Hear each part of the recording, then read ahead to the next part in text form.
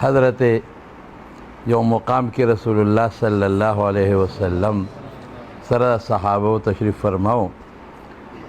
د عایشې صدیقې رضی الله تعالی عنها نه عامل روک شو، بخاري کې راځي. صحابه او عامل پسې منډې والې دی کې سهار وخت لاړ په تېرېدو شو. خلکو لاړل، ابوبکر صدیق رضی الله عنه ته شکایت وکړو، وایي دا وګورئ عایشې عامل روک کړی دی، دلته اوبه هم نشته، مشکونو کې مو اوبه نشته، د مانځه وخت هم ځي. دا د عایشې د لاسه ټول قصه خرابه ده. حضرت ابوبکر صدیق رضی الله عنه راغی، عایشه صدیقه فرمایي وی حضور پاک زما په دې روند پاس هملاستې اوده دی، زما د خاصره دې تشي کې غزارونه راکول چې ستا د لاسه نن ټول خلک بندیوان دی او مونځ وخت تېرېږي او تیمم حکم نو نازل، اوبه نشته، تا خلک بند کړي دي. رسول الحبس ته رسول الله صلی الله علیه وسلم او خلک دې بند کړي. وی داسې دردېدم دلته هسې هم چې هله څوک ګوتې یوسي نو هغه ټوپ وایي، خو د رسول الله مبارک د وجې نه نه شم لقیدی چې د هغې خوب خراب نه شي. دې کې نبی علیه السلام راویښ شو، د تیمم حکم نازل شو.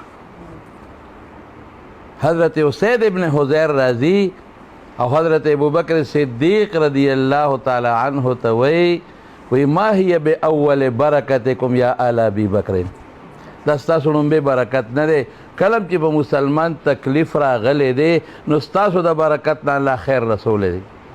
زم دا خبره کومه چې ما هي باول برکتکم یا آل محمود، دا لومبی برکت نه دی.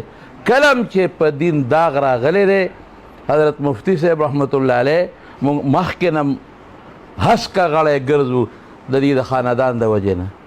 حضرت مفتی صاحب چې دلته کوم ډیبیټ وکړو مقابل ټول علما وو، د هر مکتب فکر جنگ په اسمبلی کې حضرت مفتی صاحب وګټه د ختم نبوت په عنوان وغیره چې لاړ. دا یو ټکی چې زه ووایم نو دا عجیبه. نو ډاکټر صاحب وایي چې موږ ډېره لویه استقبالیه ورته وکړه مدینه منوره کې. مفتی صاحب لاړو، سلام یې واچو په رسول الله صلی الله جی او ډاکټر شیر علي شاه صاحب او ډېر خوشحاله و. ټوله دنیا کې جشن و په دی، لکه اوس یو جشن دی، دا ټوله دنیا کې یو جشن و. هغه زمانه کې مخالفین اوس هم شته. زه پکې ضمناً یو خبر وکړم چې مه کوئ دفاعي سیسټم ته مه دی د دې مخالفینو. یو ټکې ویلی شی هغه دا چې ای خلکه تاسو پیغمبران او صحابه نه دي معاف کړي، موږ به څه معاف کوئ. دا یو ټکې کافي دی بس. مه دی دفاعي پوزیشن ته خپل کار به کو سره لګیا به خلک. نو مفتی صاحب رحمه الله لاړ، نو سلام یې واچو په رسول الله مبارک. بیا حضرت ابوبکر صدیق رضی الله عنه، بیا حضرت عمر رضی الله عنه واپس لاړ. نو دی واپس رالل، چې واپس راګل موږ حضرت تاسو خو سلام وکړو، لږ به دمه شئ بیا به راشئ. دا عجیبه ټکې دی زما وروڼو.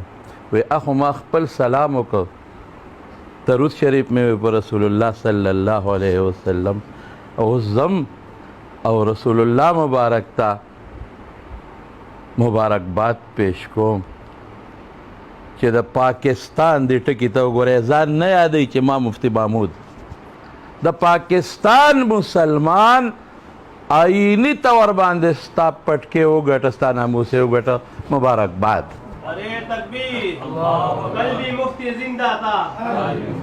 موږ مخکې هم هسکه غړی د دغې اقداماتو د وجې نه ګرځېدلي یو.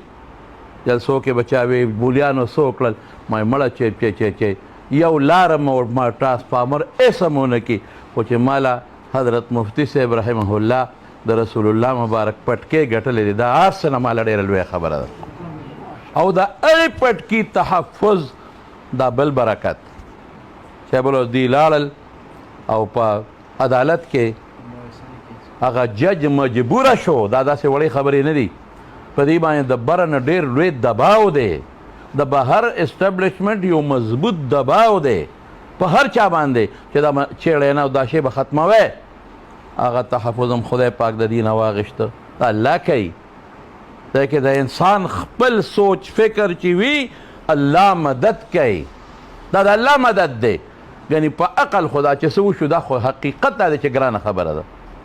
زموږ خو دومره اکثریت په اسمبلی کې نو الله یو اسباب پیدا کړل او زه به ده ووایم چې دا ولې شاته ورپسې په مدرسو کې علما لګیا دي دعاګانې کوي، شاته مفتیان لګیا دي دعاګانې کوي، ماشومان د حفظ لګیا دي دعاګانې کوي. مونږ بیا هم دا خبره کوو او مفتی صاحب رحمه الله ډاکټر شیر علي شاه صاحب هغه فرمایل مونږ ورته وی چې حضرت ډېر زیات ستړی مدینه منوره کې لږه دمه وکړه یو بوټی دمه به شي. یقینا وی مدینه منوره د آرام ځای دی، د سکون ځای دی او د اطمینان. زم پاکستان ته خدای چې بیا به څه پېښ شوي، بیا به څه غم پیښي زم پاکستان ته. نو دا ګټه د مدرسو د ټولو چې څنګه زموږ ورور مولانا عطاالحق درویش صاحب یا مفتی صاحب دې ټولو وکړه، خو دا ګټه نن د نومې مسلمان ده.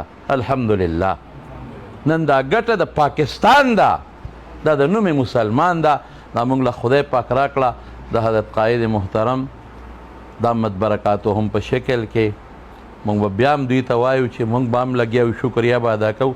تاسو هم الله ته د شکریې جلا وکړئ، الله ته په سجده باندې پرېوځئ چې پروردګاره زما د وجې نه تا دې پټکو ته ډېر لوی عزت ورکړو، زما د وجې الله زړه کې القا کوي، زما د وجې نه تا د مدرسو ته او د رسول الله صلی الله علیه وسلم د فدایانو ته یو ډېر لوی عزت ورکړه، ډېر لوی عزت، دا ډېر غټ عزت دی. دا 3 کاله دي دا د سود مسایل دا به تیر شي. ما ته یو صاحب دارالعلوم کې خبره یو سړی وي دا مېروره چې یو ډیران د یو ځای نه لړکی که نه نو هغه هم وخلي یو رکوټې غونډې ډیرانه به ځای وله ګورې اوچتی به ولته به وړې او بیا به دغه کې ځای ډکې. دا د 47 کالو ګند دا ختمول څه اسانه خبره نه ده او دا به کېږي که خیر انشاءالله العزیز. زمونږ دا حضرت صاحب چې که خیر زمونږ په مرکز کې هغه موجود وي الحمدلله، نو دا به انشاءالله دا جنگ یو نه دا برکات دي، دا به مونږ ګټو که خیري ګټو به د الله رضا چې مقصد وي. او مولانا عطاالرحمن صاحب زمونږ صوبایي امیر دی او نو هلکه خلی نو هغه مولانا عطاالرحمن صاحب هغې ته هم زمونږ دا درخواست دی چې اوس په صوبې په سطح باندې